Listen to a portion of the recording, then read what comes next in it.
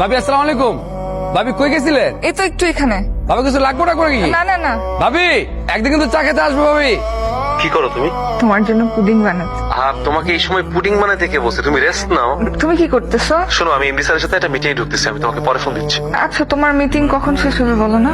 Hello, जमाने में जब वफा निकला पता चला कि সালমা, लेके সালমা, निकला पता चला कि गलत लेके मैं पता निकला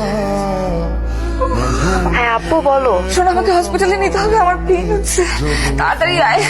আপু আমাদের আসতে তো ঘন্টাখানেক লাগবে। নিচে গিয়ে একটা গাড়ি ডাকা, ওকে হসপিটালে নিয়ে যা। কিরকম আইসল? এই পরে কথা বলতে আরে ব্যাটা তুই আর